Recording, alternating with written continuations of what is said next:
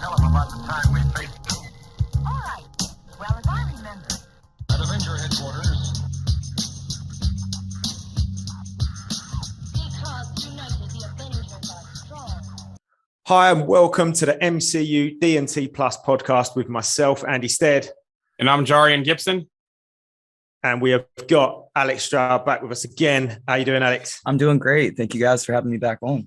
You're welcome. You're a new part of our furniture on the MCU D&T Plus podcast now, mate. No, it's good. It's good to have different options and different co-hosts that can come in as and when we need them. You know, we know that Jason's got some bits going on at the moment. Oh, I've got a little fly.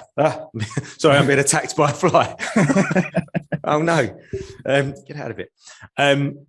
Yeah, so we know that obviously there's going to be times when each of us are busy and when we can't make it. So it's great that we can get regular sort of guest co-hosts coming in, you know, and then they know the format now. You've been on a couple of times, and yeah, no, it's great. So no, that's really good. And Monty, you enjoyed that?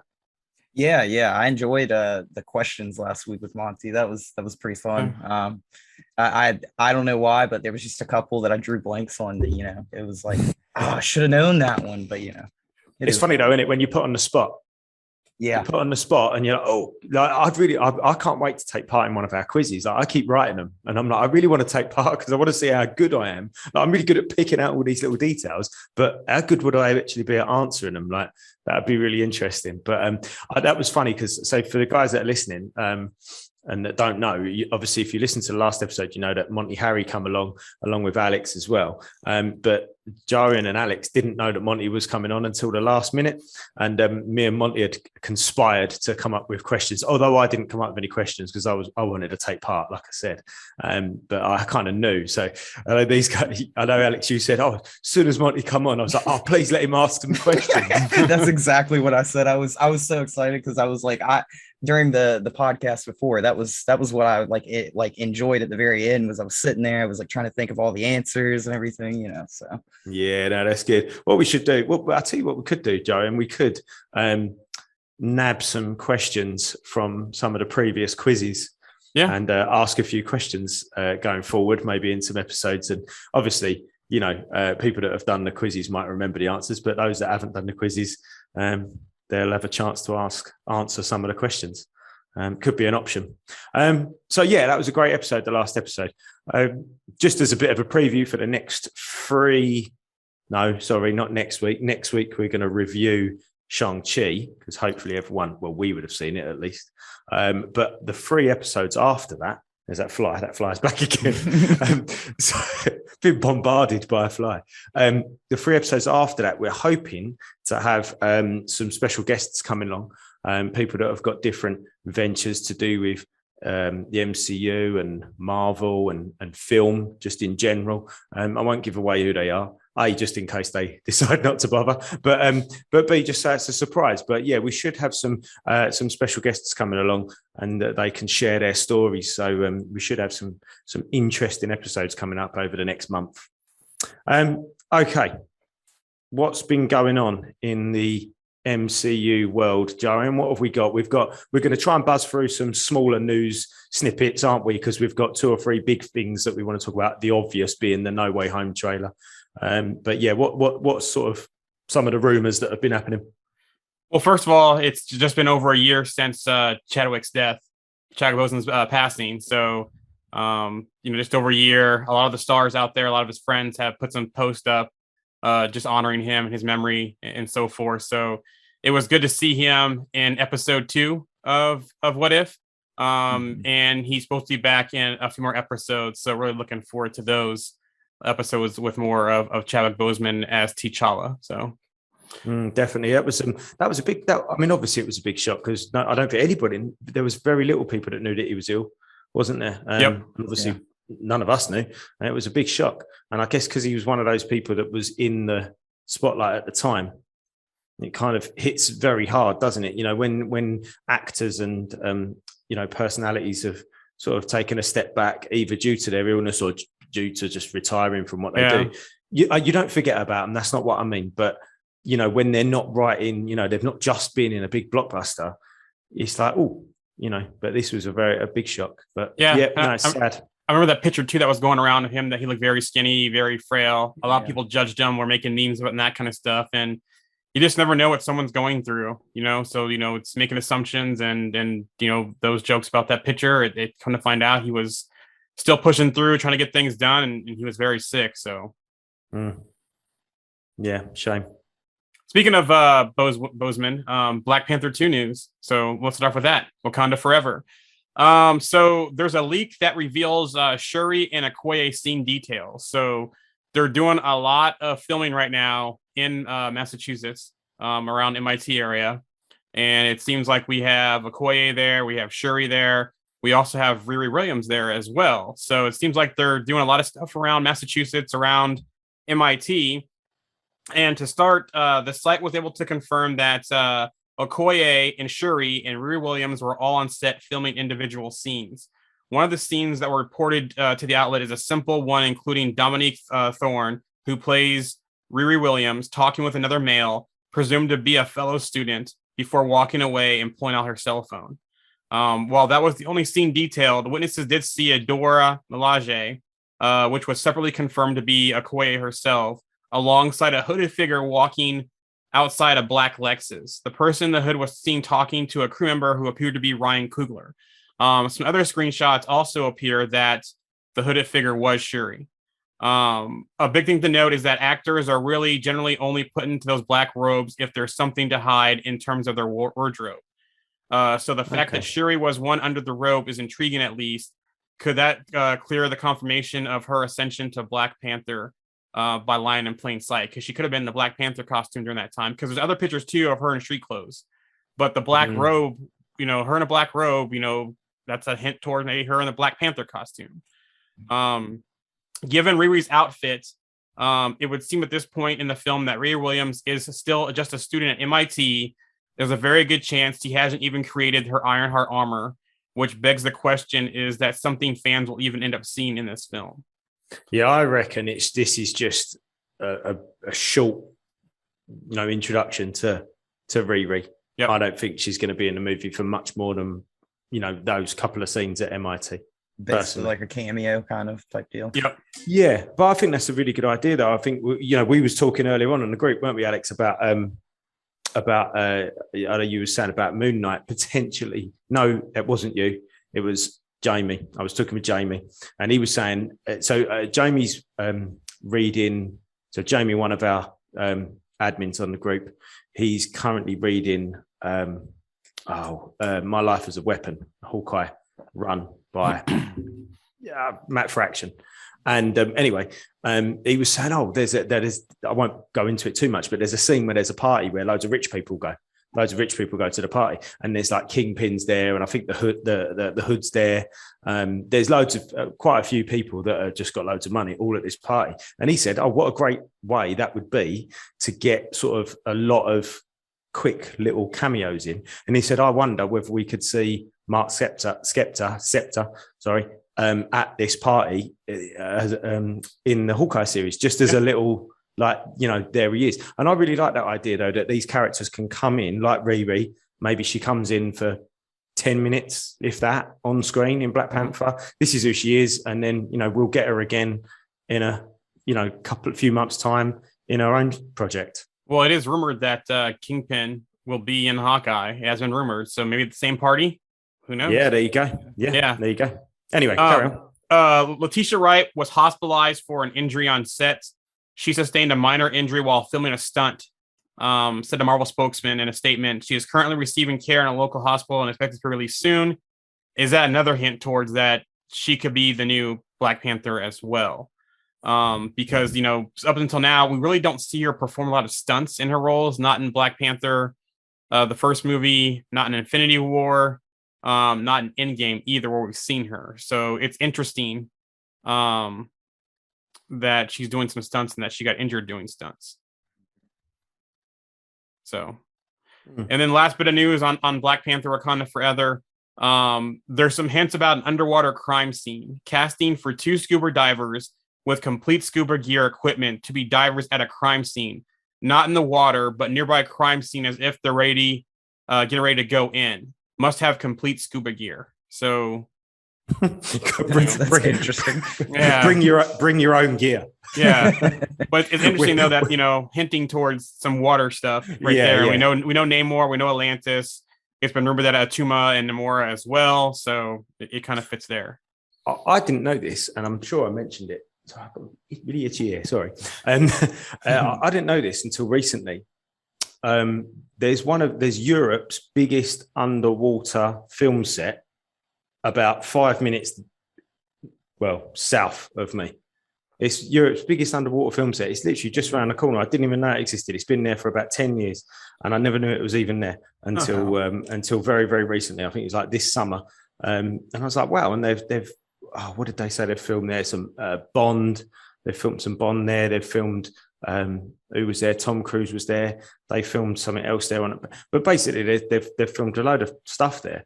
And it's literally just 5 minutes down the road. So you never know. They might be coming my way. I mean, I doubt it. There's probably they're filming most of it in the States, aren't they? I think so. Black Panther. Yeah. But you never know. But yeah, I like that. You got to bring your own scuba gear. We're Marvel, and this film's gonna, raise 200 million or whatever. But bring your own stuff. Well, maybe because they know their own gear, they trust their own gear. Yeah, I guess so. Yeah, I guess they probably don't have to get anybody to safety check it or whatever. They do it themselves. So, but yeah, that was quite funny. Actually, that reminds me in regards to money, something that was spoken about on the group last week that I want to mention about the amount of money that Disney must be bringing in through Disney Plus, but we'll come to that later. Carry on. Okay. So what if producer Brad Winderbaum says season 2 could premiere in 2022? As you know, with animation, it takes a long time to produce. We were fortunate enough to get the green light on a second season early enough to have a chance to release it next year. We will see what happens, he added. Obviously, I don't want to predict the future with this new world we live in, but our intention is to make it an annual release. I literally just before you said that, I haven't read that piece of news, and I was thinking, I wonder whether they're going to do this every year. So, because there's no reason why they can't. And I think these shows, as much as we're all sitting here going, oh yeah, they're going to link in, they're going to do this, they're going to do that. They don't have to. They could just be random little 30-minute. Yeah, exactly. Just random little 30-minute one-offs, and just, what about this? Look, have a look at that, and just watch it for what it is. It's a bit of fun. But it's funny you mentioned 30 minutes because hopefully one thing they fix with season 2 is not try to paint themselves in that 30-minute corner, because obviously there's some episodes that could be longer, some that may fit in 30 minutes, but you're on Disney Plus. You have your own streaming platform. You're not tied into a window to be 30 minutes. Let the story dictate the time, not the time dictate the story, because some episodes do feel rushed. This is my only feedback about the series. There's a lot going on in a couple of the episodes so far, isn't there? Yeah, especially last episode felt rushed. Yeah. I enjoyed it. I still enjoyed it. I must admit, I really enjoyed the take on it. Yeah, but we'll get to that later. Yeah. Go on then, carry on. All right, Venom, Let There Be Carnage. At first, it's been reportedly pushed to 2022. They were saying that the January 21st slot for Morbius slot, which means that Morbius could be pushed back again. So that was initially reported. But then later on, Variety came out with a story that said that Sony Pictures Insider has debunked the rumors of Venom, Let There Be Carnage being delayed until January 2022. The outlet states that the film is expected to release on the current premiere date of October 5th, 2021. So we'll just keep an eye on that. We know the situation is still fluid. And, just speaking of, I guess I'll wait here a little bit to say this about the Eternals until I get the Eternals news. But anyways, that's the only thing about Venom, Let There Be Carnage. So the whole thing about these other Disney shows that are non-MCU, that are non-Disney Plus, about is it canon, is it not canon? Clark Gregg throws cold water on hopes for a Coulson revival in Phase 4.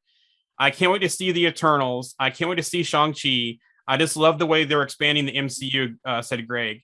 If there's ever a moment when me or my alter ego can be of use and participate in any of that, I would be thrilled. But right now, I'm just enjoying it as a fan. He said he has followed the rumors, but he has only followed them as an avid fan. So while Greg said Coulson has no foreseeable MCU revival, he expressed gratitude for the chances he's had to return to the character. And right now, the only thing we've seen him again is voicing Coulson in the last episode.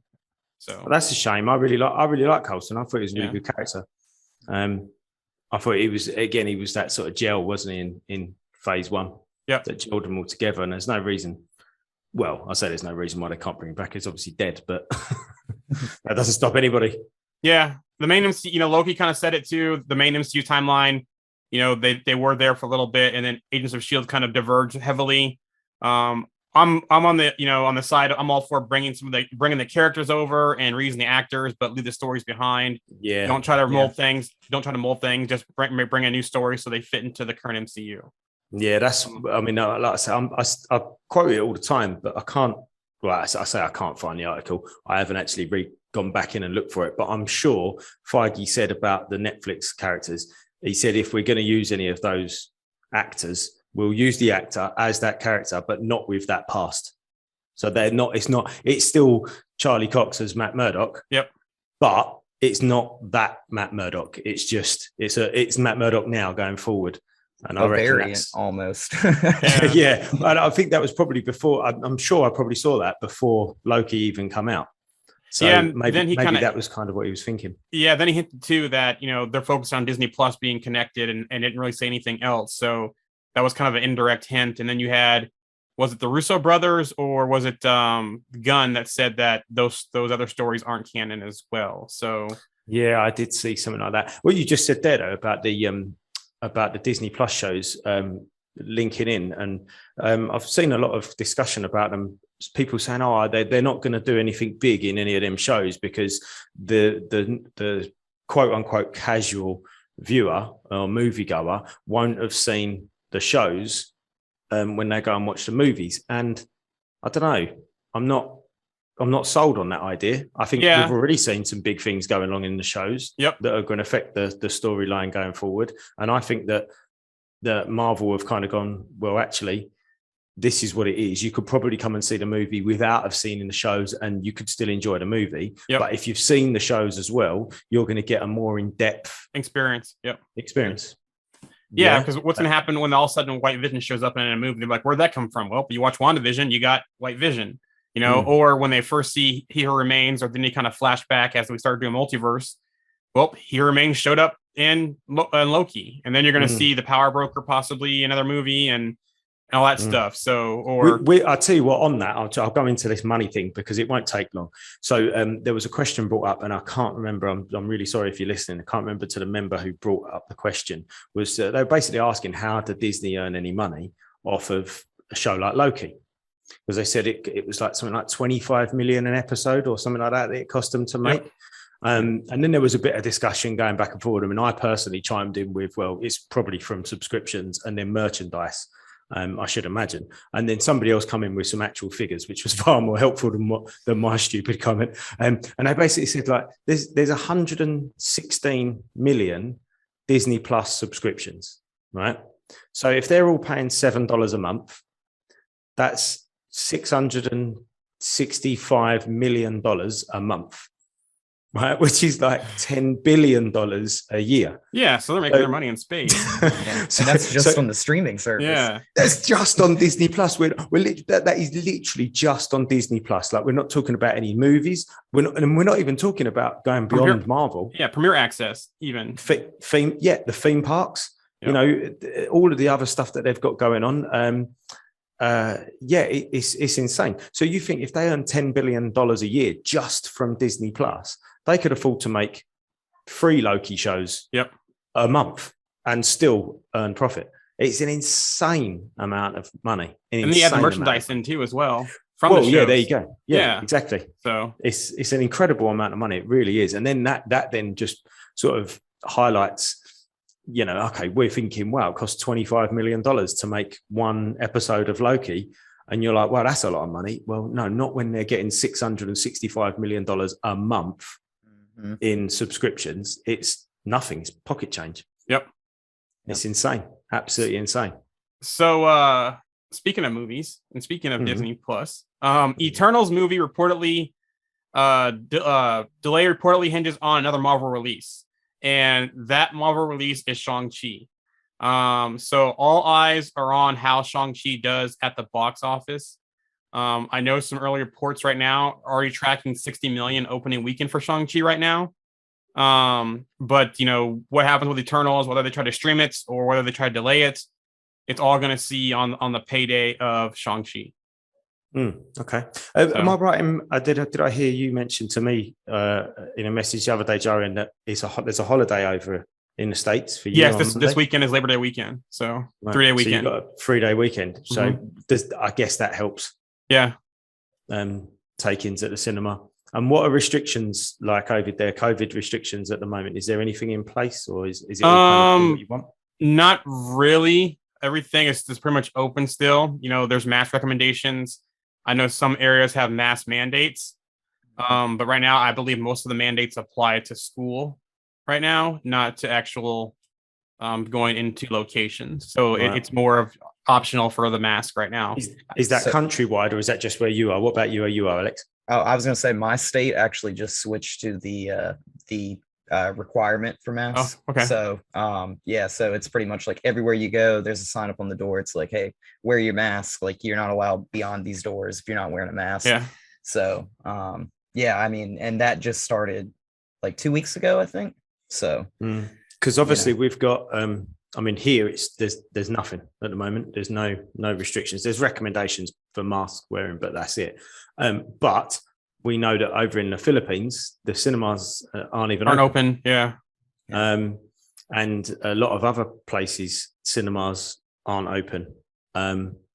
So 45 days, you're gonna have to wait. yeah. That's a long time. We've been talking about the spoiler warning that we want to put up on Shang-Chi on the group for people to not talk about it in the group about 2-3 weeks. So we're talking maybe 21 days. Yeah. And people are still going to have to avoid any spoilers for another 20 odd days after that. It's going to be difficult if they want to go in fresh. Yeah, and Alex is a good point too, because like there where he lives, they just put one in, and then usually it's like state by state, or it can even get down to county by county, or even here where I live in Kansas City area, it's going to be city by city. So my city, there's not one, but if I go over to another city that's close to me, there's 2 of them that actually have them because the county hasn't done anything. So Gotcha. it's going to be a like basically locality by locality basis on that kind of stuff. So I think all of those things will affect the Shang-Chi release. Yeah, we'll see. Yeah. I mean, I don't think they'll delay any movies. I don't think Marvel will delay any movies. They might change their mind on how they want to release it. Yeah. But I think they'll be released when they're saying they're going to be released. Yeah. The only thing I might- can see is doing like some kind of streaming option, Premiere Access. Yeah, they'll do a dual release if there's a massive issue, because again they can say, well, we'll do a dual release and do the Premiere Access on Disney Plus and earn our money that way. Yeah. Plus- go ahead. Sorry, Alex. Oh no, I was just gonna say. Plus, movie theaters they want to go ahead and get people back in the doors as quickly as possible. Like they're trying to save themselves here, because it's kind of a not a dying industry, but it seems to be going in that direction. Well, here's another thing too they can do is that all Marvel has to do is say, hey, we have like an extended release or a special release edition. Once all this is over with, theaters only, and they can still make money on that too as well. Remastered or add additional 10 minutes or takes off the cutting room floor. I think they did that for Endgame, didn't they? Or one of the movies they did that, didn't they, to break that record? Yeah, they did. And then Avatar did it again. Yeah, but it was like only like some theaters though. I want to say like it wasn't like all the theaters again. It was only like a handful of certain theaters, like especially locally in my area. So I don't think I saw anything over here. I tell you what I will say one thing though is and I'm pretty sure I mentioned this last week, is that I saw the trailer. Has anybody seen Free Guy yet, by the way? I haven't. Oh, come on. It's really good. It's really, really good. Anyway, I won't go into that. When I went to see Free Guy, there was the trailer for Shang-Chi before it. And the difference that having it on the big screen made from watching it on my phone was incredible. Like I can't remember seeing the transition from, small screen on your phone or laptop or whatever it was to the big screen as a trailer and being that, having the feeling being that different. It really did feel, I was like, oh, I'm glad I'm going to see this on a big screen because I feel like I have to after seeing this trailer. So, if anybody's on the fence, whether to go or not to go, if you can, and if it's safe enough for you, I would say go to the cinema to watch Shang-Chi if you can, just based on my personal reaction from the trailer from my phone to the big screen. But and one last thing too about Shang-Chi is that I posted to the group today. Marvel did release a featurette Shang-Chi type of trailer today that's posted to the group. So if you haven't seen that yet, it's out there, or it's under Marvel's Facebook as well. It's also, I think Marvel tweeted also. So there's a new featurette out as of today for Shang-Chi. I'll tell you what, I'm going to throw a spanner in the works to our little plan here, Jarian. But should we carry on talking about Shang-Chi as we've been talking about Shang-Chi? No, we'll come back to that. Fine. Carry on. She-Hulk. So She-Hulk Disney Plus new merch hints at Bruce Banner scene in Marvel show. There's been apparel tease. Front and center on the shirt is a cartoon depicting She-Hulk and Hulk smiling and sharing a drink at a tiki-themed bar. Above them is a sign that reads Bruce's Bar, which alludes to a potential business venture that Mark Ruffalo's MCU hero could partake in the show. I'm not sure how I feel about this, because I can see where they're going with the Hulk and Bruce Banner. He just kind of keeps getting more comedic, doesn't he? Exactly. It just keeps getting worse, doesn't it? And maybe hopefully it's a plan that's going to bring him back. You know, I would love to see a World Breaker Hope type of series, or even like short movie or something, to where what happened between Age of Ultron and Sakaar for him, for him becoming champion. Yes. Right. Okay. Yeah. The annoying thing is that I quite like the character that they've made. I actually do quite like that character, but it's that character at the expense of the character that we all want to see, isn't it? So it's like, it doesn't matter how good Mark Ruffalo is as Professor Hulk or whatever you want to call him. It's still like you're getting in the way of that Hulk that we want to see. And I like it, but it's just not who we want to see. It's like necessary and not necessary all at the same time. You know, it's kind of like bittersweet. I don't know. I guess that's.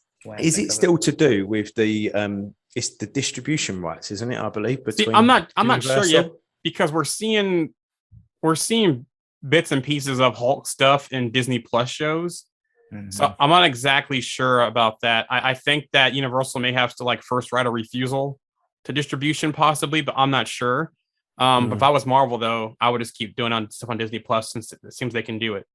But wouldn't She-Hulk like fall underneath that umbrella though? That's the one thing I've been thinking. Maybe it's a movie thing though. Yeah, that's true. Because Disney Plus, so far it seems like they have a lot of flexibility of what they can do with Hulk-based characters, based on what we know from She-Hulk, based on what we've seen in the MCU. I'm not going to go into what if right now. But we've got Abomination obviously back on the movie scene. Yes, and Shang-Chi. So the Abomination's coming back onto movies. So is it just the Hulk? Is it just that character? It possibly could be. I don't know. Maybe that's the one that they've got. I mean, I have no idea. I'm just also too, the Marvels. It's rumored that that's going to be Amadeus Cho, and that he's going to be Braun as well. So maybe it is just Hulk. Maybe this is Banner. So that's what I was thinking at first. Actually, I was thinking, I wonder whether we're going to see him revert back to Banner somehow, and then maybe that will be the link into maybe turning him into the World Breaker Hulk. Yeah, that would be great. Have that flashback, some event happens, and then have that fast forward to him becoming World Breaker Hulk now. Maybe, who knows? So, but anyways, Doctor Strange 2: Multiverse of Madness. It's starting to be heavily rumored that Scarlet Witch will fight X-Men or Fantastic Four character in the movie. So it almost sounds like Scarlet Witch might be the villain type anti-hero role in this film. But according to Daniel Rickman, who tweets a lot of stuff and has been pretty good on things out there in the news, someone well known for his insider information, Daniel Rickman, things are about to get crazy in Doctor Strange Multiverse of Madness. In the reply to a Twitter user who was praising Doctor Strange versus Thanos scene in Avengers Infinity War, Rickman replied saying that Wanda will be locked in combat with someone from the Foxverse. And then goes on to say, in Doctor Strange 2, Wanda will fight someone from Foxverse. I'm not allowed to reveal who it is, but could top this fight. So better than Doctor Strange versus Thanos. And this to me sounds like Professor X. Because if you think about the fight, Thanos versus Doctor Strange, if someone's going to top that fight, it's going to be Wanda versus Professor X, in my opinion. I don't see anyone else in the Foxverse who would top that fight. On top of that, to me, Maybe like a Jean Grey, maybe. possibly. Yeah, Jean Grey could. Yeah. But I'm thinking Professor X, though. I just find that whole idea a bit weird. Like, how will that fit in to our story so far? Where's that going to come from? Is that just going to come totally out of the blue? I don't know. I'm looking now at how they're going to build up to that point in Multiverse of Madness, and I'm like, well, it's not going to happen. It's surely not. Well, but then again, I don't know. We don't know what's going to happen. Apparently, there's again, I don't want to go too much into Shang-Chi, and I don't want to know anything about it. But apparently, in the post-credit scene, everyone's going mental about what happens in the post-credit scene in Shang-Chi. So I don't know. Maybe there is a little hint of something there. I don't know in Shang-Chi, but is there going to be something in Eternals to it with X-Men? And I don't know, but it just seems like that's a bit of a, and we're just chucking this in, and Scarlet Witch is going to fight this person. But then we've got a lot of content to come between now and then, haven't we? I guess. If there's any time for X-Men in the MCU, my guess will be Eternals, just because the whole Celestials and the things they do and what's happening with Earth, some big threat now that they're coming out of hiding for. So that's probably my guess. I wasn't thinking that we'd see any X-Men for at least a few years. I would see like hints, implied, but possibly not actually see one. But who knows? We'll see what happens. It's multiverse. Yeah, exactly. Also, too, Marvel from Rittman as well. Marvel reportedly wanted Hugh Jackman to return as Wolverine in the movie, but Hugh Jackman said no. From Viewer Anon, another one along with Rickman, who puts a lot of stuff out there. Last year, I hinted that Logan might not be Hugh Jackman's last performance as Wolverine. That's because they wanted him for Doctor Strange 2 to fight Wanda and get his ass decimated.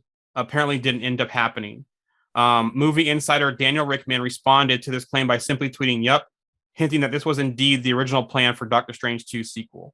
So, and it sounds like Hugh Jackman said no to this. From when I'm looking more into this, maybe he didn't want his last on-screen showing of him. I thought Logan for Hugh Jackman was the perfect ending. Mm-hmm. If he's not coming back ever, so why change that? Yeah, definitely. I think a lot of things can be like said in a bit of on a whim. Do you know what I mean? Oh, it'd be good to have, if some Marvel exec somewhere went, it would have been good to have Hugh Jackman in Doctor Strange 2 turn up in the multiverse. He's like, they wanted him to turn up in Doctor Strange 2. And you're like, no, someone just went, it probably would have been fun. Do you know what I mean? And that doesn't necessarily mean much. I mean, anybody can say anything and it can get taken out of context. And I think sometimes, we're great as fans, aren't we? We're brilliant at doing that. Yep. Somebody like sneezes in the wrong direction and we think that Mephisto's going to turn up. For fuck's sake. Yeah. Oh God, the mug. The mug. If anybody's listening and they haven't seen the mug posts on the Facebook group, go and have a look at that, because that's brilliant. The mug that Doctor Strange is holding in the No Way Home trailer. But we'll get to that again later, I'm sure. So Hasbro Pulse, Hasbro's big toy show happened here recently. A 32-inch tall Galactus and a 6-inch Frankie Ray Nova. There's also Legends for Spider-Man and Eternals. The Spider-Man ones have pieces to build Armadillo Man. There's also a Spider-Man electronic helmet inspired by Tony Stark designed for Iron Spider. And there's also a Doom as well. So I post those to the group. So some, more Marvel Legends toys out there, and some more just MCU/Marvel toys as well. If you're into collecting those figures. My youngest son saw a War Machine helmet that he wants to buy. Ooh. Said it talks to you, and the flap comes up, and I was like, "Oh, okay." Does it say, "Boom, you're looking for this"? If it doesn't, it should. Yes, it should. There's a patch for that. So here's a piece of news that is probably going to get Alex going. Marvel Studios making Halloween special for Disney Plus, reportedly featuring Werewolf by Night. The project is reportedly actively searching for a Latino male actor in his 30s to star in the project, which will begin production in early 2022. Jake Gomez, possibly. So who's Jake Gomez? Remind me. He's one of the versions of the werewolf. There's another character. Oh, sorry. Okay, yeah, gotcha. Let's see. There you go. Just show I have no idea. Jake Gomez is one of them, and I can't remember the other one. but there's two different versions of the werewolf. So That's interesting. Cool. They're going into that because there's a couple of dates open, isn't there, at the end of 2023, and there's Blade could potentially nick one of those dates. One of them's around October, which obviously with the Halloween theme, and maybe that will they'll all sort of start bringing the vampires and the werewolves and that Ghost kind Rider of tie-in, Midnight Suns. Yeah, there you go, yeah. I've been thinking about the Darkhold a lot lately, and I've been wondering, like, are they going to connect vampires to the Darkhold and, lycanthropes and stuff like that, werewolves. So you never know.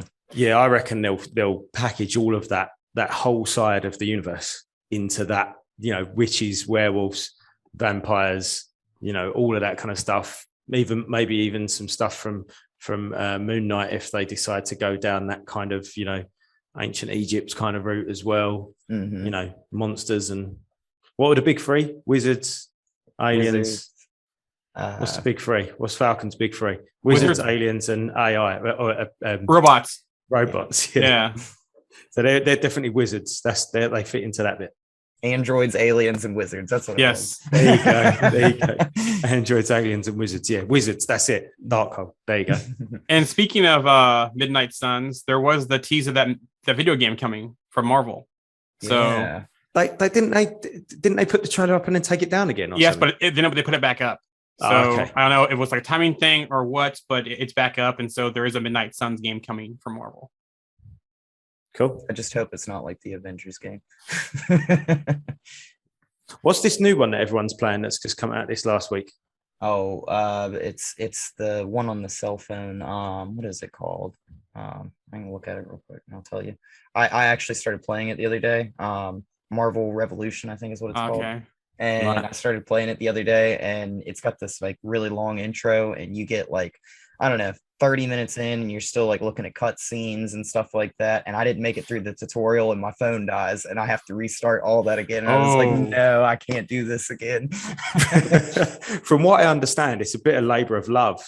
It's an everyday sort of logging on and doing your sort of bit every day. Yeah. But there's teams, and I know that Jamie has started a team of people that are in the group on his thing. I mean, I don't know anything about it, and if I'm honest, I don't want to download it because it sounds like one of those things you download and that's it. Constantly looking Time up. hole. Yeah, that's it. Yeah, constantly looking up new things anyway to do with Marvel and this geek culture stuff. And the last thing I want to be doing is suckered into my phone playing a game as well. So, but it looks like a lot of people are enjoying that one. Yeah, looks pretty awesome. So Moon Knight news here. Mark Ruffalo may appear in Moon Knight. Ooh. Some photos from Instagram user Dora Magariare features both Isaac Oscar and Mark Ruffalo in front of the same hotel in Budapest. Pics of in front of the same hotel were posted within an hour of each other on Instagram. Makes you wonder if Bruce Banner might just make an appearance in Moon Knight. And for me, could it be as Joe Fixit? Because there's some history there. So, Well, Interesting. again, going back to what I was saying earlier about the characters showing up in different things, you could also have the opposite. So you've got unknown characters. I say unknown characters, new characters to the MCU, I should say, rather than unknown characters, but new characters to the MCU showing up in existing, not their project. And I think you might get the opposite as well. Yep. Where you get known MCU characters showing up in this new project. It almost validates the project, doesn't it? That it's in part of this larger universe. I don't know much about. I know a little bit about Moon Knight, but I couldn't go into the specifics of it. So I don't know what Alex has got any opinions on that. If they've ever hooked up together at any point. Honestly, I'm kind of drawing a blank right now. But I do like Moon Knight because it's just such a dark kind of character. And I always like kind of question, I think it's pronounced Khonshu. Yes. Is the entity that the moon god, if you will.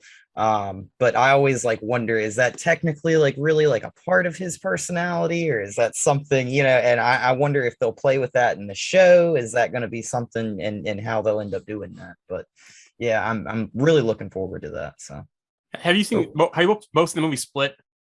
Yes, I I actually I- really like that movie. Yeah, I almost wonder if we're gonna see some of that kind of tones like his character in Split, James McAvoy's character in Split.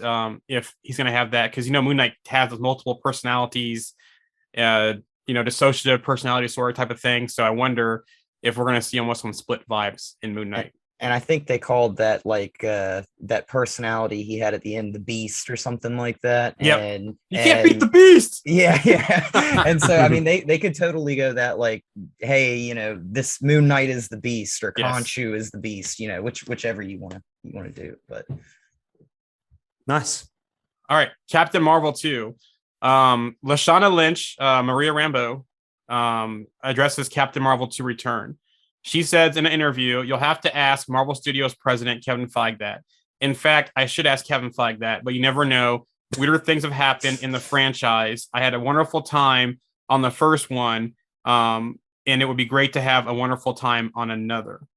So she's not confirmed at all then. No, but there's been rumors possibly before of her being in the movie. She goes on further to say, "I'm so glad they chose Tiona Paris to play my daughter, so Monica Rambeau, because she's a wonderful and lovely human being." But then later on, she was spotted with Captain Marvel 2 stars amidst of these rumors on her return. Tiona Paris, Lashana Lynch, and Nia DaCosta, who's the director, had dinner with friends in London this week. Is that breadcrumbs there? We always talk about throughout the dinner, they're in certain locations. Could that lead to some kind of cameo flashback? Is she up there with Fury in space? Who knows? We never saw her really die. That last theory there, that's a popular one, isn't it? Yep. That she seemed like, I think she seemed like that kind of character that would do exactly that. Yes. That would go to space and pretend that she died. Yep. Yeah, but who knows? Because if she saw her daughter get snapped, in Endgame, which we saw in WandaVision, we saw Monica come back. She could have been like, "Okay, I'm out," and then maybe Fury came to her and said, "I got something for you. Let's go up into space." And then she just said, "Anyone comes asking, I've already passed away," type of thing. Or they could have done similar to what Fury did in Winter Soldier, that detoxin, whatever, something thing that he used to fake his death. She could have done the same. So yeah, more than likely. What was I going to say? And as you said, quite rightly pointed out, Jarian, we didn't see her die, and it's almost rule number one, isn't it? In any movie, really. But if you don't see the person die, they're not guaranteed to be dead. Exactly. And speaking of DaCosta, well, first, there's not my notes here, but she also did Candyman that just came out, which has done really well in the box office over the weekend. And she has mentioned that Marvel's 2 will have a darker tone to it. So it's interesting to see that, that's doing well, the darker tone that she talked about for Captain Marvel 2, the Marvels. But she has also pitched an X-Men Galactus movie to Marvel. She said, "I just nerded out. I was like, here are the movies I think you should do. Galactus Storm and Scott Summers team-up movie." She just endured me going in super deep, and she also gave me a lot of confidence that I would have creative latitude to not just basically be a puppet on a string. So this was an interview that she did. So that'd be an interesting film. Storm, Cyclops, and Galactus go in a bar or go on a mission or team up, type of thing. I'm trying to figure out how that would work. Yeah, but she pitched it, and obviously it's just reading more about her. She's very versed into the comic lore, so she's not just someone coming in to make money, and on these big films. She's actually into the comics. She sounds like she's very into all this stuff. So I'm actually looking. I know Captain Marvel, the first one, got a lot of mixed comments from people, but I'm really looking forward to the Marvels, just because, if we are going to get Amadeus Cho as Braun, if we are going to get the Blue Marvel, if there's a darker tone, I want to know what happened between Monica, Maria, and Danvers. What was the falling out after the first movie and in between? So I'm looking forward to it. I think that movie is going to be really important in the Secret Invasion storyline as well. And if they bring in Rogue, I will lose my stuff. Oh, yeah. That'd be really cool. So, all right. So all the news is done except the last two things. So let's get back to Shang-Chi. Shang-Chi director teases excited deleted scenes. He says there will be a number of pretty fun and exciting deleted scenes that you'll be able to see whenever those things are released. Simu Liu also reveals his dream scene with Tom Holland Spider-Man. He says, I don't know if you're familiar with this, but in the comics, Spider-Man needs a little bit of help with his martial arts. He needs to brush up a little bit and says, yeah, I'll help you. I'll develop a whole style based on your abilities. And they call it Way of the Spider. I'm outing myself as a huge comic book nerd, but there's something really I wanted to see. And I really hope Kevin Feige gets to see this interview so he can potentially put that in a future movie somewhere. So that'd be a really nice little moment, wouldn't it? Yeah. Yeah. I'm obviously it's this week. I should imagine by the time everybody listens to this, it'll be 1 or 2 days out. And like I said earlier, when I saw the trailer on the big screen, I can't wait to go and see this. If I'm totally honest, I think it's going to be a fantastic movie. I'm a big fan of sort of kung fu movies as well. Watching Ip Man and movies like that of just the Raid, all that kind of stuff. Love that fighting style. I really liked how they took that style and applied it to movies like The Matrix as well. So I'm really looking forward to seeing how they can take that style and apply it to an MCU movie as well. I think that'd be really exciting, and looking forward to it. Yeah, same here. So we've got those big. Go on. And I hope it does well because remember, Eternals is based on how Shang-Chi performs, and this is a new venture for Marvel going into this area with the kung fu and all this stuff. But I'm glad to see it. It's gonna. I'll actually stop talking until you start talking about the preview. But anyways, so anything else on Shang-Chi before I get to Spider-Man No Way Home? Yeah, well, just talking about it as it like what's coming up as well. We've obviously got, like we said, Abomination's return. Yep. And seeing what he's been up to and how his evolution has happened. With his fins and that slightly gnarlier look that he's got on his body. And Wong as well. The link there's the little link there between the Shang-Chi and the No Way Home trailer. Yeah. I'm pretty convinced that when he goes through that portal in the No Way Home trailer, that's where he's going. Mm-hmm. Yep. I don't know, of course. That's what I think too. It looks like it's a similar style in the background. If you kind of zoom in on that portion of the trailer, it's kind of funny. He's like, I'm out, Doctor Strange, don't do anything stupid. I'm out, type of attitude. And I'm looking at that thinking, has he got, or if they got wind of the rings being used again, or is it something to do with like maybe the Great Protector waking up or being possibly active? Iron Fist. Yeah. There's Shao Lao showing back up. Yeah. Or Kung Lao showing back up. Yeah. So there's lots of reasons. You're talking about Shao Lao, the Undying, the dragon? Yeah, the dragon, but also is it the ancient city of Kung Lao? Yeah. Kung Lun. Kung Lun. I keep getting Shao Lao. Yeah. Well, Shao Lao, the dragon showing up, but also Kung Lun showing up as well, because it looks like in one of those scenes in the trailer that looks like they're going somewhere like to a city. So I wonder if all that happening, something's aligning, it sounds like, and that's why Wong is going off. Yeah, I think so. I think that's exactly what's happened, and that's kind of how they've pulled Wong away from No Way Home. Yeah. So he's not going to be, we might like that scene. Obviously, we see him there, but I think that would be a very fleeting glimpse of Wong. Like, I'm off. I've got to go and deal with this, and then he's going to be dealing with that at the same time that No Way Home is going to be going on. Yep. So that'd be interesting to see why he's been pulled out and what effects that has, what ramifications him going there has back on a potential, going back into Doctor Strange 2. Yep. Obviously we've got what was I going to say? The Ben Kingsley allegedly turning up. We've seen him at the opening evenings. Yep, he's been reported. He's in the movie, so it's going to be interesting.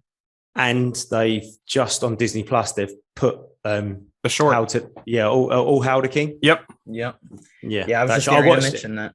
Yeah, I watched it the other day. Have you watched it again, Alex? No, so I haven't watched it recently, but I was just watching something I think last night on Disney Plus, and I just saw it like it was like one of the first few things in the Marvel section. I was like, Yeah. that's very odd for them to, put that up there. So I mean, it must be meaningful, like to this new movie. So I rewatched it. So It's longer than I remembered. I don't remember it being. It's like 14 minutes long, and I don't remember it being that long. But just for anybody who doesn't know what we're talking about, there might be people that actually listen and have no idea what we're talking about. There's that Marvel in Phase 1, they done what they called one shots. There was one called Thor. On the way to Thor's hammer. There was the Consultant, which was to do with Coulson and. Was it to do with Coulson and Sitwell, or was that on the way to Thor's hammer? I can't remember, but basically there was a few, and there was this one. There was All Hail the King, which was basically about Ben Kingsley's character Trevor Slattery once he'd got put into jail, and about his time in jail. So in the one shot, if you haven't seen it, go and watch it. And I won't tell you too much now, but there's a moment in there where the sort of 10 rings come looking for him, basically. So I wonder, obviously, if that's the link. Yeah, that's got. They're gonna. I mean, that's 100%. That's been retconned. There's no way that was. It's canon. It is definitely. but they've obviously taken that, and that's what I really love about it. I love that the fact that they can do that. They can go, well, we can use that, and we can plug that into this movie. I really like the way that they can do that, and I haven't got a problem with when they do those things at all. And there's a surprise cameo there too. We see someone else, a familiar face in that one shot. I won't say who. In the one shot. Yeah. Well, there's a familiar face in there. Yeah, at the end, after the end, actually. Yeah, it's after the end. But yeah, so there's that. That's a really interesting part to that as well. What's going to happen with Trevor Slattery? So let's just keep talking about Shang-Chi now, since it's a natural time to talk about the preview, and then I'll do the last bit of news on the way home after. Sound good? Yeah, okay. 100%. Yeah. Okay, so I'm excited for this film, right? Like you said before, I love Kung Fu. It sounds like a Kung Fu family drama. The one thing that'd be the cherry on top for me is if they had some kind of Wu-Tang Clan music in here, because you know how Wu-Tang and Kung Fu. But I'm looking forward to it. We'll see Abomination, his evolvement. Is this tournament just like a teaser to in a small part of it? But I'm also looking forward to see Awkwafina's character, Katie, because I keep saying this, I said before, she is more to me than it seems. There's more there than meets the eye, right?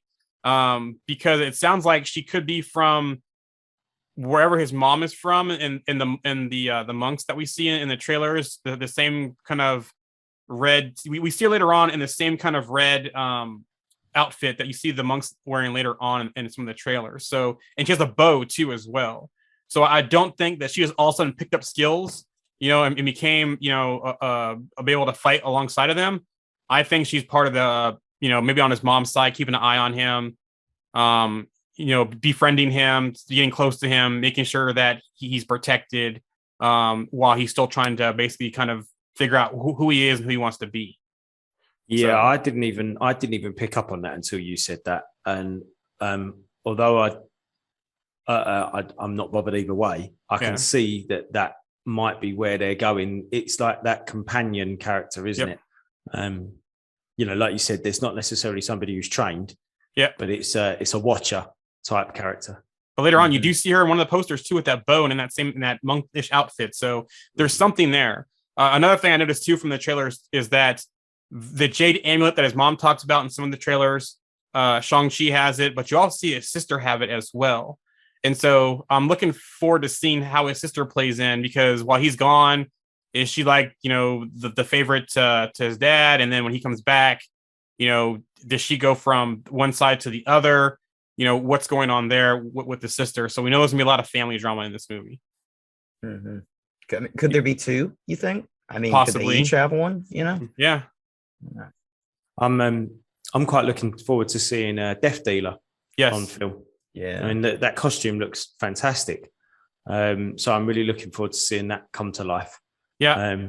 I know I mentioned it when we first saw the Shang-Chi trailer, however many months ago that was, but I'm quite disappointed that Razor Fist isn't wearing his comic book accurate costume, which was like a purple leotard. I think it looks brilliant. I remember reading that first couple of panels that he was in, and I thought, well, I can see that he's got the swords on his hands, but surely that's not how he should dress. It looked ridiculous. It looked like something out of like some sort of, I don't know, some adult magazine. Like it was pretty risque, I must admit. But I'm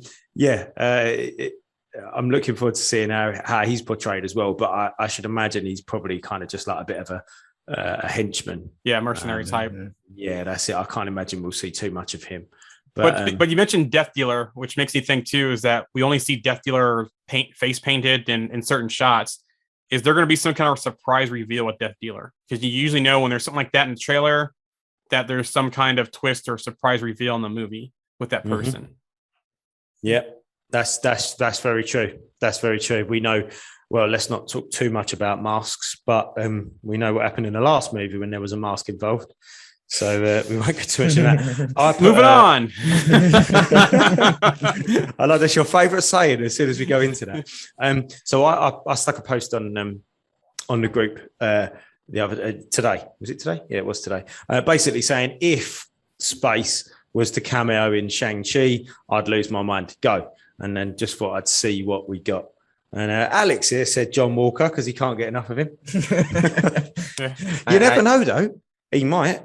Well, I was like thinking about it, and I was thinking about, especially the stuff with Val, he might just pop up. Like Val might send him and be like, hey, go fight for these rings or something. That would be an interesting little twist on things. And there was that shield in one of the trailers in the background that looked like Cap's shield, Mm-hmm. So the obligatory Mephisto. That's in there. My Nathan Rowan saying my grandma. But anyway, some better ones. AIM. Yep. Machine Man. Don't know much about Machine Man, but Antonio Nelson Ruiz said Machine Man. A few Iron Fists. Mm-hmm. People are saying Iron Fist. Yep. Nick Fury. Harold Dant said Lobo. Uncle Ben variants. Who else we got? Deadpool. A few people saying Deadpool actually. Fing Fang Foom. We're not going to see that Fing Fang Foom, I don't think. No, they've sort of said no to that, haven't they? Yeah. Who else got? Yeah, seeing a lot of Iron Fists. Everyone's wanting Iron Fists. It kind of makes sense though, doesn't it? I guess. I've said this for a while. It makes a perfect time to reboot Iron Fist into the MCU, whether it's an indirect or direct tease, either Kun Lao or even we see an Iron Fist version. But it seems like his mom may be from the same place. We know also in the comics that Shang-Chi and Iron Fist have history. Mm-hmm. I would be surprised if we got Iron Fist, or I'd be surprised if we didn't get some kind of tease or Easter egg to Iron Fist in this film. But for me too, AIM, just to tie back into Iron Man 3. But the other one I said too was Hammer. Mm-hmm. Will we have some kind of tie-in with Justin Hammer as well? And with AIM, you could totally do like an extremist person too. Yep. You could totally have one of those soldiers or something. There's that link then back into the Mandarin and all of that. Yep. White Tiger, Colleen Wing. So it's interesting you say that because with White Tiger, that jade amulet, right? Mm-hmm. Because correct me if I'm wrong, isn't that part of the way that that White Tiger got her kind of powers is through like an amulet type of thing like that? So yes. What if his sister becomes White Tiger in the MCU? That'd be interesting. There you go. Jose Gonzalez said Colleen Wing. See, that'd be interesting too to reboot Iron Fist with her, because then at the end of the Netflix series, she had the Iron Fist power, didn't she? I think so. I never really got through the end of it, if I'm honest. I think it like changed hands. I think Davos had it at one time, and then she had it. And then I remember, I think one of the last episodes, it has that like cut scene where he like pulls out the two pistols or whatever, and he like shoots the chi bullets out of them or whatever. So chi bullets. Yeah. But I mean, like he somehow channels his like Iron Fist through the guns and they never really like explained it, and then they just like quit making the show. So it's like okay, but and I don't know, it's kind of a cliffhanger in my mind. But Yeah, so be interesting to reboot that with Iron Fist with her. Bring Yeah. her into Could- because she actually did pretty good, and she got high praise from the showrunners and from the stunt people about all the work she put in. She had better fight scenes than him. So it could be an opportunity to make her Iron Fist to start off the MCU and go that route. Sorry, Alex, go on. I was gonna say, do you think there's a possibility they could probably maybe do like another Iron Fist, like one before Danny Rand? or Yes, that something too. like that? Yep. Yeah. Has there now again? I don't know about this. Has there been different Iron Fists in the comics, or has it There's been a always been few. Danny Rand? There has. Yeah. I thought there had. I just didn't know for sure. Because wasn't there there you go. a female one before him, like an earlier female one? I can't remember. I gotta go back and look at this one. So I'm not I sure, thought there but, was. but I do remember that there was somebody else, like not only in the show but in the comics, and I cannot remember his name. But I think Okay. there's been probably like at least 3 or 4, Yeah. probably. Yeah. There you go then. So there you go. Like you say, Jarian, that could be an option that they could use a different Iron Fist. So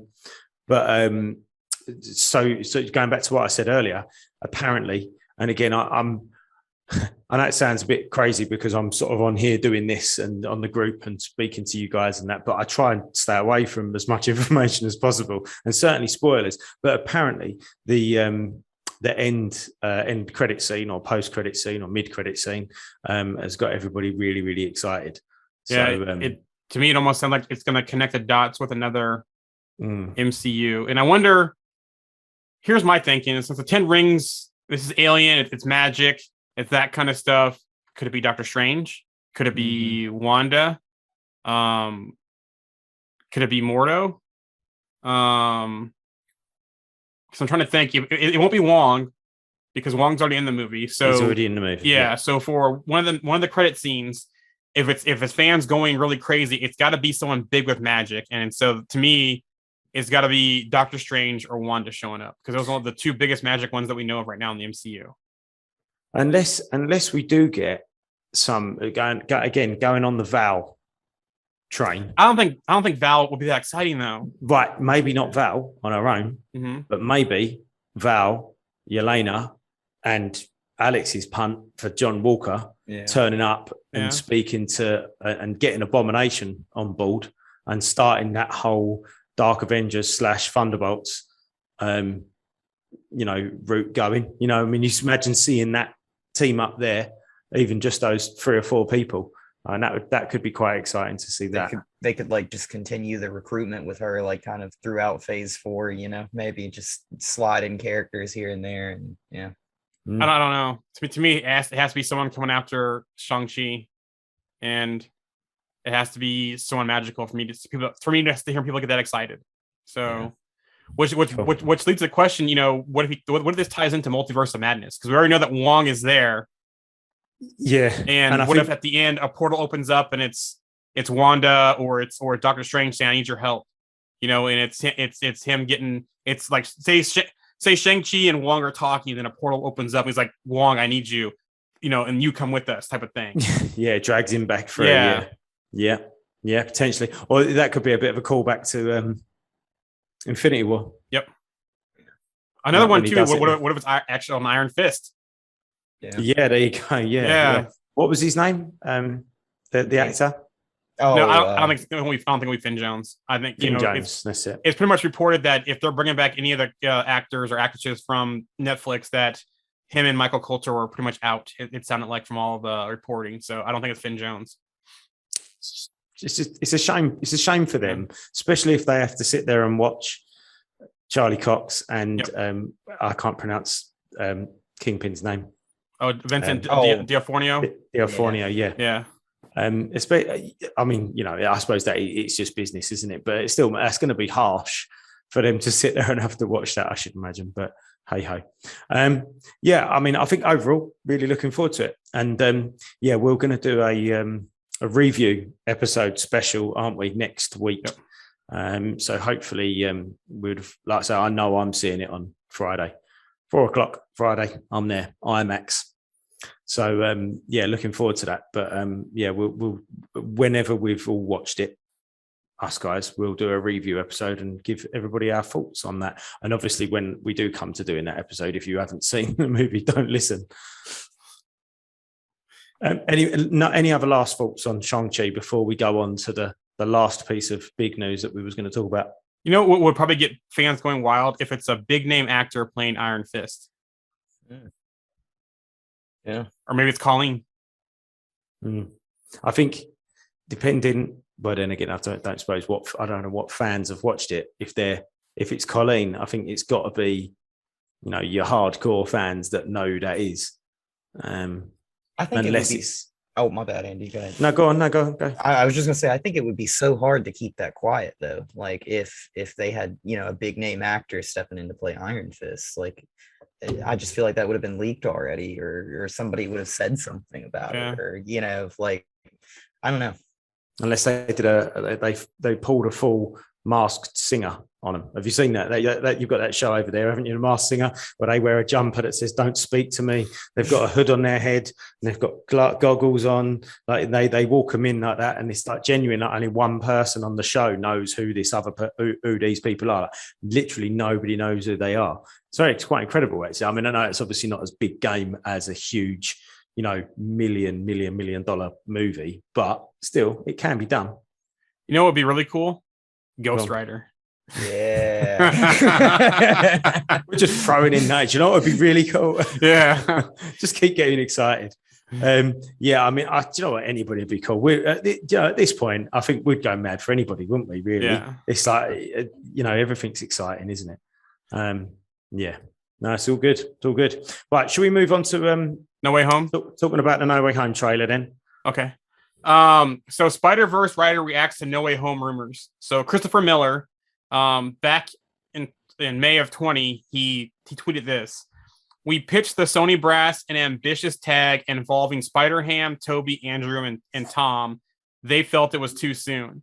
Then on 8/4 this year, so last week, he retweeted that, but then he also said, feels like it's no longer too soon." So is that a hint towards, into Spider-Verse type role here with this? I think it'd be crazy if we did see Spider-Ham in No Way Home. Yeah. I think they're probably right. That is too soon. I think, yeah. But that was last year he tweeted that, but now he's saying I don't think it's too soon anymore after the trailer dropped. Oh, so, wow. Okay. Yeah. The synopsis for No Way Home has been released. It is for the first time in the cinematic history of Spider-Man, our friendly neighborhood hero is unmasked and no longer able to separate his normal life from the high stakes of being a superhero. When he asks for help from Doctor Strange, the stakes become even more dangerous, forcing him to discover what it truly means to be a Spider-Man. So that's the synopsis of the film. It's also been reported, and I know this is a placeholder for the movie theaters, but it's 150 minutes or 2 hours and 30 minutes, just a few minutes longer than Infinity War. That's long, isn't it? Yeah. That is long. And then before we get into the trailer, go ahead. Sorry. No. I was just gonna say that that it's got. I know it sounds stupid. It's got to be more than a Spider-Man movie because I don't know whether a Spider-Man movie should be that long. Do you know? Does that make sense? It doesn't. I don't think I've quite got that out correctly, but in my mind, it makes sense. Yep. I don't feel like I could sit there and watch a nearly 3 hour long Spider-Man movie, but I know obviously we've got Doctor Strange in there and we've got these big characters that are supposedly turning up. But I think it's obviously huge. Yeah. And then the trailer was released last week. But before we get into that trailer 24 view count swings to new record all-time high. It beat Endgame's all-time record as it stands at a staggering 355.5 million global views within 24 hours. The last Avengers Endgame managed 289 million, which is quite a staggering difference. It's also an incredible jump from Far From Home, which was 135 million views in 24 hours. So that it's been probably the most anticipated trailer since Endgame, I would probably say. So I don't disagree that it was highly anticipated, but I just think that there's other factors that affect the viewing of it as well. And I know it's there's a lot. I mean, if you think about just the world right now, it's totally different to what the world was like in 2018. nearly everybody is sitting there at a computer right now, probably at home. So they can sit and watch it over and over again within very short amount of time where, I don't know, in 2018, I think it was probably a little bit different. You couldn't, I remember I dropped my keys down a drain before I could get, because I was rushing to try and watch the end game trailer. Ended up leaving my keys down this drain, but it was, luckily enough, it was a drain that was like dry at the bottom, so I managed to be able to get the keys out. But I dropped my keys down the drain because I was in such a rush to go and watch the end game trailer. And I personally didn't have the same. Don't get me wrong, I woke up whenever it was Wednesday morning, and I was like, that was the first thing I was looking at. But I wasn't as excited. I personally wasn't as excited. That doesn't mean not everybody was, but just my opinion. And then Sony gives their Spider-Man cinematic universe an official name, Sony Spider-Man Universe. Much better than Spunk or whatever it was called before. Okay. When I saw that, I was like, thank God. I really didn't know what was it? The Sony SPUMC or something like that. SPUMC, or something. No, good move, Sony. Well done. Yeah, good move. So trailer breakdown time, because that's all the news I have and everything. So yeah, I don't think we don't necessarily need to completely pick it to pieces, because we don't.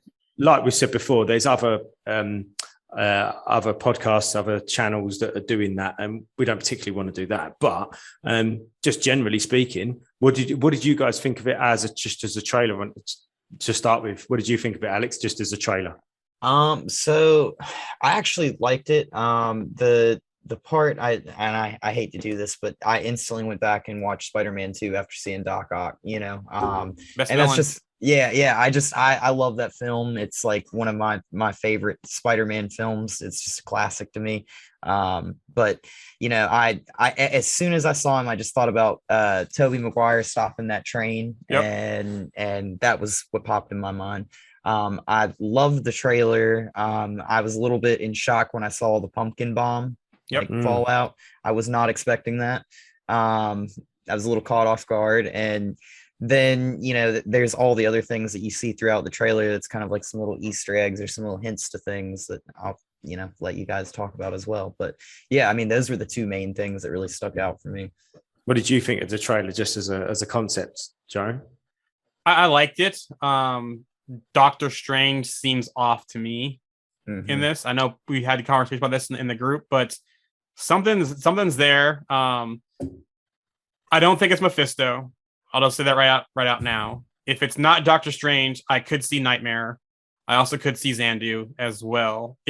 Or it's just Doctor Strange and being his arrogant self saying, "You can't tell me what to do, Wong. I'll do what the heck I want." I did think the whole Parker talking during the spell is kind of lazy-ish writing, but so I hope to see more circumstances around that. But for me, the biggest thing, it does feel like we're gonna get Sinister Six in this movie. It seems, because we've already probably confirmed Goblin or Hobgoblin, maybe even both possibly. I would love to see a multiverse Ned become Hobgoblin. Will be a kicker for me. But we know there's a version of Goblin in this movie. We know Doc Ock, but is he friend or foe in this movie? Right? Because the last time we saw Doc Ock he got recontrol of the arms. He was falling into the river to stop that thing that he was creating. With the tritium sun. Yes. So, when were they grabbed? Right before they died, that river scene type thing. It'd be interesting just to see how they're used. Yeah. If again, going back to that Feige quote about the Netflix characters, it'd be interesting to see if they're used as characters, as that character, like right now, like with that history, but just dragged from whenever they've been dragged from, just before his death, a week before, whatever, or whether it's just Alfred Molina or a likeness of Alfred Molina playing Doc Ock. Do you know what I mean? It's not that Doc Ock. We still don't really know. I know we don't know. There was that wasn't there a little quote a little while ago? Somebody said that it was Alfred Molina, wasn't it? I think that he said it would pick up right from that river scene. But you know, I mean, how many times have people said stuff and it's not It's necessarily wrong. come through? Yeah. So we don't really know exactly the circumstances of how these characters are going to appeal. But going back to your point, though, Jarian, yeah, you've got some sort of goblin. You've Yeah. definitely got Doc Ock. We know Jamie Foxx is in it. Yep, Electro. Mhm. We know that So there's Chameleon. three. Chameleon was, I think, teased in Far From Home. Dimitri, possibly. We don't know if Mysterio's dead. You know, but Mysterio was mostly tech anyway. So if Mysterio's dead, his team is still out there at large that has all that tech and all the ways of doing Mysterio. So Beck, you know, whether he's dead or not, we still could see Mysterio. It looks like possibly the Lizard is back. Yeah, the arm that come Yep. in from the back. Yep. There's people saying about an arm coming in for a portal at the back. Yeah, there's definitely something comes in from the back. That's for sure.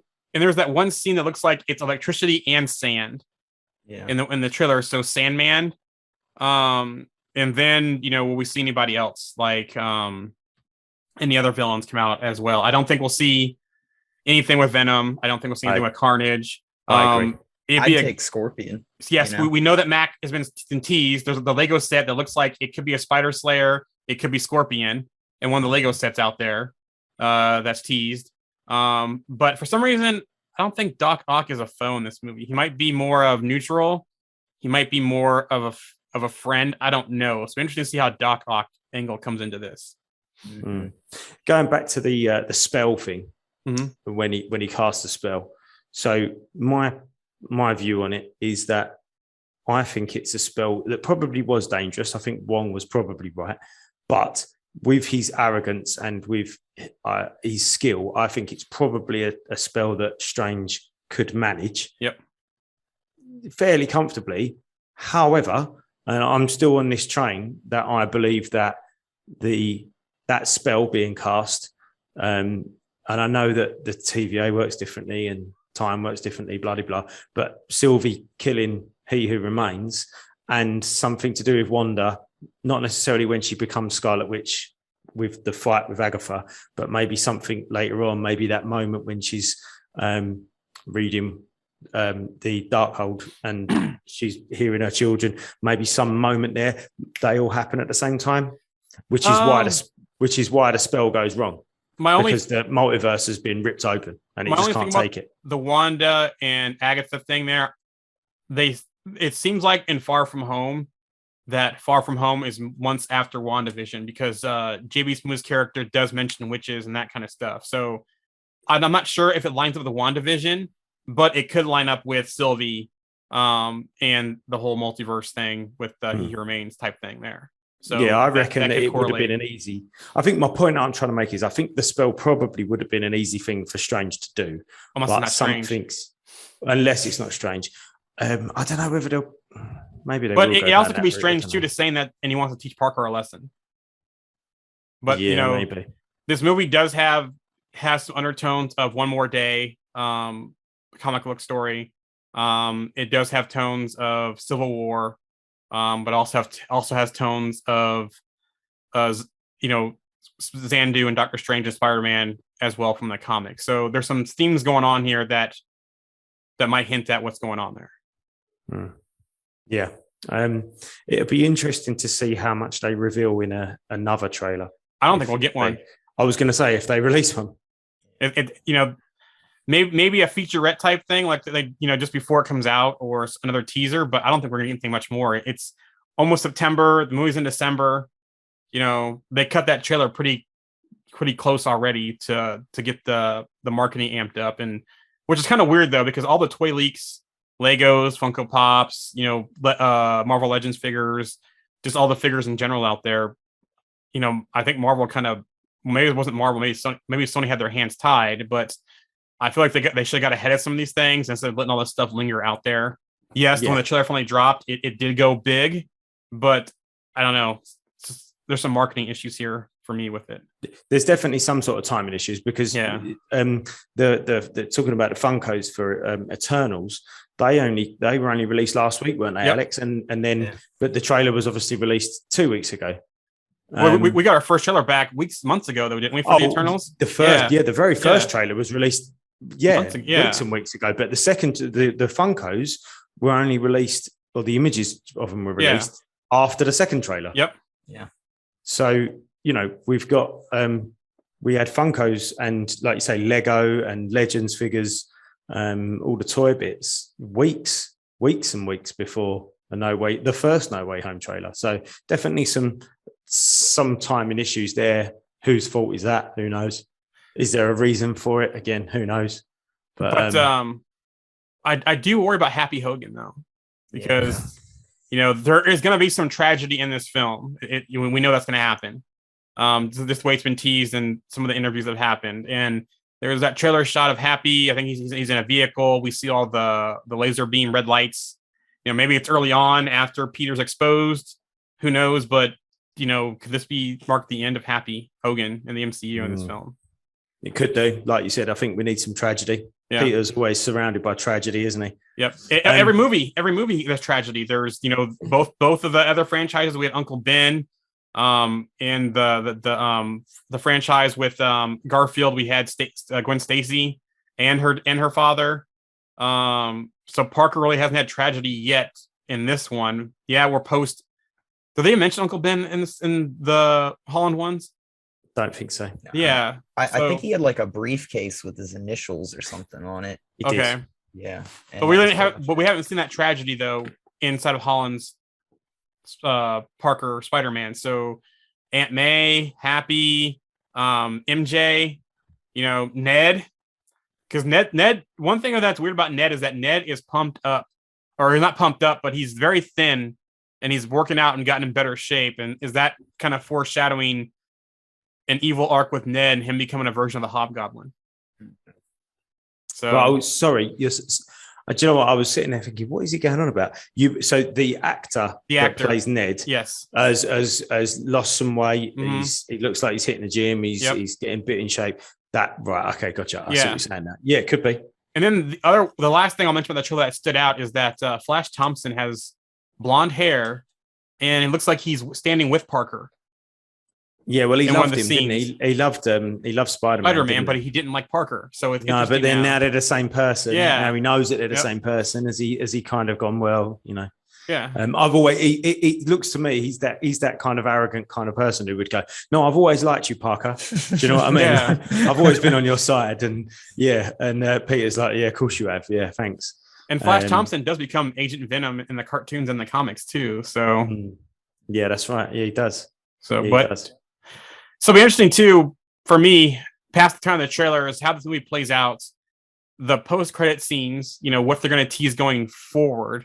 Or is this even solved in this movie, and does it just lead straight into Multiverse of Madness? Yeah, I think so. I don't think anything will be solved in this movie. I think we're going to get an Empire Strikes Back type moment at the end of No Way Home, where we're just left hanging, because it's not long, is it? 3 months. Yeah. Multiverse of Madness is in March. Yeah. So we've got 3 months to wait. Probably have Miss Marvel in between that, which will be something totally different. So I think we'll be left with a bit of a cliffhanger to just dwell on for quarter of a year. But what will be a very cool teaser in the end credits or post credit scene? A Kraven teaser. That because we know that Aaron Taylor Johnson is cast as him. We know it's coming. We know there's been reshoots. So it'll be kind of interesting. All of a sudden, at the end, he's swinging around. All of a sudden, you see like a spear or something come flying through and snap his web, and we just see like a shot of Kraven, and that's it. I hope that they can bring Aaron Taylor Johnson into the MCU as Kraven. I'm really looking forward to that. I'm probably looking forward to that more than I'm looking forward to Let There Be Carnage and Morbius, if I'm totally honest. I can really see, Taylor Johnson doing a good job at that. I really can. And looks like he's bulked up for it too. Yeah. So yeah, he has. Yeah, definitely. We know there's a ton of reshoots, so we could see that. But I'm also interested to see how this ties into the whole Sony thing, because we know Michael Keaton's Adrian Toomes is in Morbius, so we know there's a Vulture tie in there, and where we see Vulture in this film too, right? We know in one of the Lego sets, we see Vulture with drones, I believe. We also see Nick Fury in the Lego sets, and they're saying inspired by, but come on, Legos is covering themselves there. Are we going to see Talos as Fury again? and Rhea Hill as the Skrulls there. I reckon they'll leave that side of it alone. I think that side's probably done in Spider-Man movies. I think they're going along this other route now. I don't know, because they were in the last movie. The last movie he was outed. There might be some cleanup there. I'm sure there's gonna be some kind of Fury angle in this movie. Maybe. You think Edith will just be forgotten? I hope not. Because there's a conversation in the group, and I should have taken a screenshot of this, but he has all the Edith stuff, right? At least he has Edith back, and I'm sure Edith was recording everything. So why can't he use this to help prove his innocence, right? Yeah. Which also too, there's that one trailer shot where he's in the police station where you see a guy's sleeves rolled up, just the arms, and a file gets thrown down. Is that Matt Murdock as the lawyer? Is that Matt Murdock? I was literally just gonna say, I think we'll see Charlie Cox in that. Maybe not necessarily that particular scene, but I think in that capacity, we'll see Charlie Cox turn up as Matt Murdock as Spider-Man's lawyer. And that's exactly the type of gig that Matt Murdock would take, isn't it? If you look at the beginning of that Netflix series where him and Foggy had that crappy, little room, little office, they were sort of standing up for the little man, weren't they? Mm-hmm. And I reckon that's the exact type of gig that he would have taken.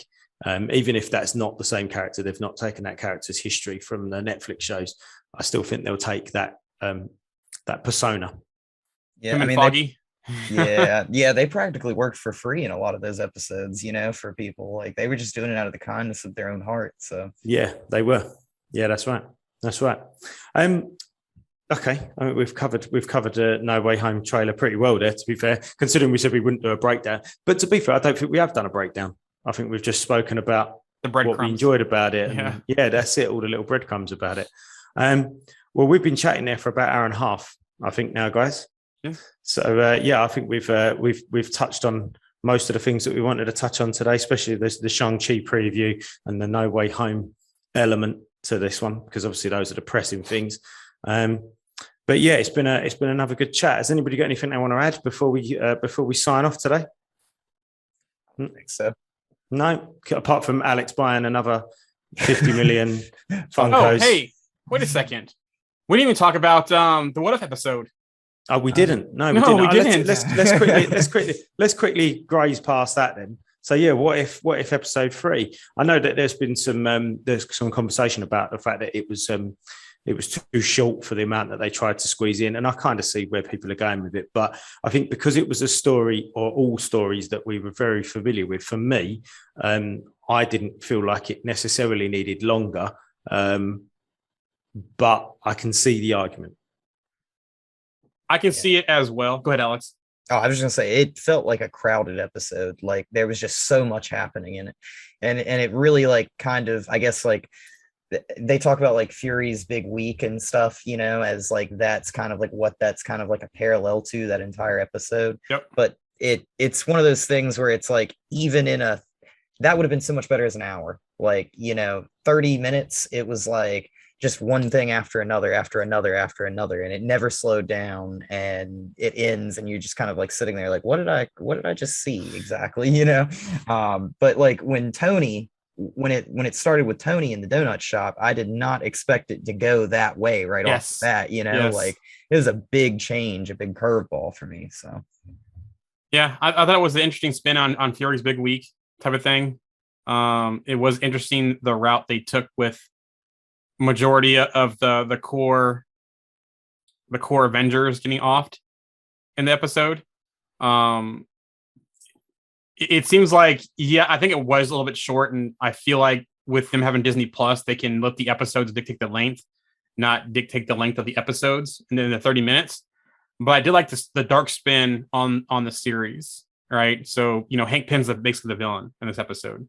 We know that Hope was killed by the Winter Soldier Bucky in Odessa on a mission, and that's what basically turned Hank bad. But it was interesting too to see Hank come out in the Yellow Jacket suit. I thought that was really interesting, that take on it, and the way he used the Ant-Man technology, the Pym particles, to inflict damage, right? So Tony Stark, the shot in the neck to help abate the symptoms of palladium in the chest issue going on. That he hid in that injector. Dioxide. Yeah. Or whatever that was. Yeah. That he hid in the ejector to kill Tony, right? And then the whole Thor angle. That he basically made Hawkeye shoot that arrow to kill Thor, who was in mortal form. But Coulson's back, right? And we got the nice smell of Coulson, the way he was with Cap in the collector's cards. It was Thor in the smell and his physique type thing. So I like seeing Coulson back in the episode. But the most interesting one was the Hulk one, right? Yeah. Hulk, basically, I don't know if Marvel saw all the memes of Ant-Man going into Thanos to beat Thanos, but they basically did that with Hulk, with Ant-Man, with Hank Pym. So, but for all people who keep asking questions, is the Incredible Hulk, is that part of the MCU? Yes, we know it is, but it's the first time we've seen Betty since then. So Betty was back. That wasn't Liv Tyler, was it? I don't think it was her voice, but Betty was back though. So that was an interesting way to tie her back into the MCU. And then Clint, it's funny with Clint being Hawkeye and always seeing things. He kind of didn't see it with his predicament and then him being killed in custody. And it was an interesting spin that at the end that Fury, we saw Cap in ice, the Steve Rogers in ice, or was it Steve Rogers though, or was it? No, it was the regular Shield. So I think that was Steve Rogers in ice. It was. But then he called Carol Danvers the pager. So are we going to have an episode of a team up of captains, Captain Marvel, Captain America, and Captain Carter, possibly a trio of captains? Interesting. But it was also interesting to see the take with Asgard and Loki being at the United Nations in the place of T'Challa, like T'Challa was at the end of Black Panther. Instead, it was Loki addressing. I think the one thing they missed on, they should have been President Loki in that scene. I think it would have tied it all together. So it's interesting to see that he's basically taking over Earth at the end because of what happened with Thor. I found that quite strange, if I'm honest. How like you said, it was like 3 days and Earth had basically succumbed to Loki's rule. I thought that was a bit odd. But. Well, you had no Avengers, right? Cap was on ice. Carol's not there. The multiverse champion and Captain Carter yet to show up. The core Avengers are gone, so who's going to help them defend against it's Asgard, right? And it's I Loki. suppose so. So with Lady Sif and the Warriors 3. So it's, what are they going to do? I guess it was Ant and Boot time. So just changing the subject ever so slightly, talking about Lady Sif and the Warriors 3. I'm just reading the Thor story where Beta Ray Bill gets introduced, and Lady Sif goes off to fight the trolls or the dwarfs as a bargaining chip to get them to make Stormbreaker for Beta Ray Bill, and that's really cool. Actually, I'm really enjoying reading that story because I do have vague memories of reading it years and years and years ago, but I'm reading it again, and Lady Sif's obviously in that quite a bit as the sort of warrior that goes with the guys to fight the demons at the beginning. But yeah, it's I like her character, and I'd like to see Jamie Alexander back. She's supposedly back for Love and Thunder, isn't she? Yep. Yeah, it'd be interesting to see where she's been this whole time. So getting her hair cut off. Yeah. But speaking of that comic that you read, there's also Earth Mightiest Heroes episode of that storyline. Oh, okay. So it's the Beta Ray Bill episode. Yeah, I'll have to check that out. But yeah, I thought, do you know what? I'm really enjoying the What If episodes. I'm taking them literally just as a half-hour, little injection of Marvel.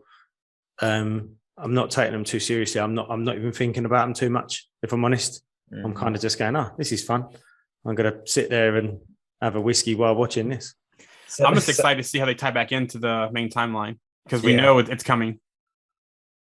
Yeah, I was just gonna say, I don't know if you remember the Odessa part in the episode. I kept on saying that name to myself. I was like, where have I heard that before? And then it dawned on me. I'm pretty sure in the Winter Soldier. Yep.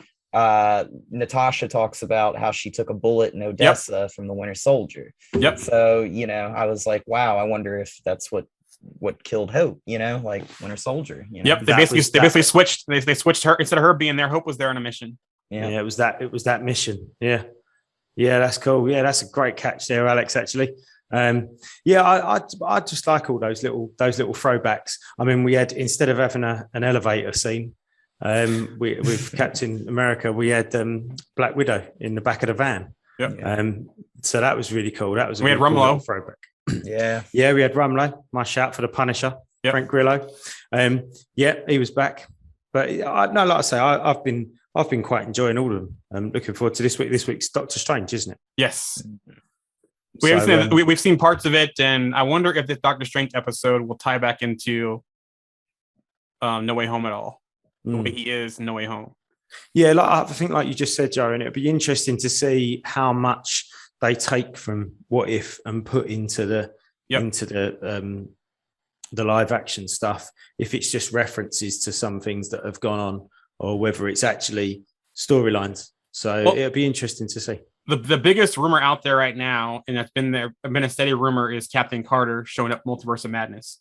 So I can see the multiverse opening up, and almost like through portals, through strange portals, whatever they're called, seeing these realities, the other side of them. All of a sudden, I don't know, Captain Carter's doing something, and then she looks over and like, what the hell's that? And there's like a portal, and then the other side of it, you've got Strange and whoever, Wanda, and they're like, who's that? And then like, who's that? Wait a minute, what's going on? And then it closes and she's gone. Like, that's what I'm thinking. And it does seem like these episodes are leading into, because we saw there's that one clip in one of the trailers where it's the Guardians of the Galaxy and some other people in that Avengers team up scene, right? So it does seem like these episodes are all leading down towards some, tying together to lead towards like a big showdown coming up. That's the last one as well, apparently. Okay. No, apparently that's the last one. I don't know that, but I've heard rumors that that's the last one where that happens. So we know T'Challa, I think Star-Lord's going to be in that one again too, I believe. Oh, okay. So nice. Yeah, it'd be interesting to see if they've got the same so like T'Challa as Star-Lord, but not the T'Challa as Star-Lord that we've already seen. Maybe like a slightly different. Yeah. Because obviously there's billions of outcomes. So yeah, it could be something like that. Don't know. I just hope that if we don't get anything from these shows but one thing, I want to see Jeffrey Wright as the Watcher in the main MCU timeline, because his voice and the way he does it, this, like I keep saying, this show gives me a Twilight Zone feel. Yeah, I've got to say, it's probably my favorite part. That beginning, that opening, on Disney Plus, it says skip intro. Yeah. I'm like, no, my son says, we're skipping intro. I was like, no, I want to watch this bit. I like this. This is my favorite bit. Listening to Jeffrey Wright do that intro, I think that's absolutely brilliant. And the way that it's all sort of, he's voiceover is like integrated into the show at different points. And like I said, I still, my favorite moment in the whole series so far is in episode 1, where he says, where Captain Carter, Peggy's about to walk out of the room, and then she doesn't, because she catches a glimpse of the Hydra agent. Yeah. And then Jeffrey Wright's voice comes over and he goes, there, that's it. That's the moment right there. And I'm like, I love that. That's really good. That's really good. Or when really gives the feeling like he is actually watching it. And it's like, it's I'll tell you what, it's similar to, what was the guy's name in Men in Black 3? You see Men in Black 3? Yeah. The guy with the missing back of the head. Yeah. Oh, what was his name? I'm going to find out, because otherwise that's going to drive me insane. But you know the scene I mean, that the guy that I mean. Oh, hold on. While you're looking for that, though, my favorite moment was at when we saw Quill working at the fast food place, Dairy Queen. And then Ego comes in, and then Jeff Wright's like, "But that's a story for another day." That was my favorite moment right there. Griffin.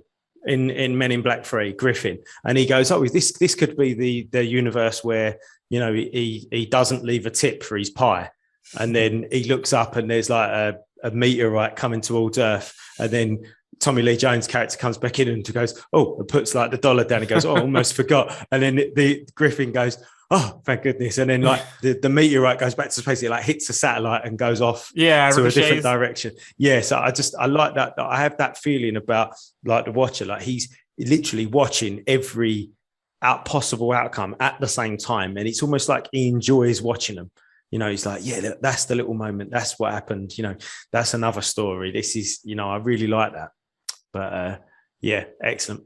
Okay. Do you think, real quick though, do you think in this episode with Doctor Strange that they'll do Mephisto in a cartoon? I'm serious. They've got to, haven't they? I don't know because they had to change the mask, the skull mask of Taskmaster because of distribution, and that's why I don't think we'll ever see Mephisto in a movie. But do you think they'll do it in a cartoon series like What If? I think they'd be fools not to. Because I asked that because there's that scene in the No Way Home trailer where you stand there by the fireplace drinking the coffee. There's a comic book scene with Mephisto pretty much doing a similar thing. I put it in our group chat.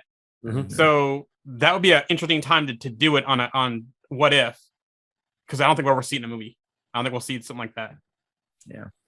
Who knows? Who knows? We'll see Mephisto one day, I reckon. I'm sure of it.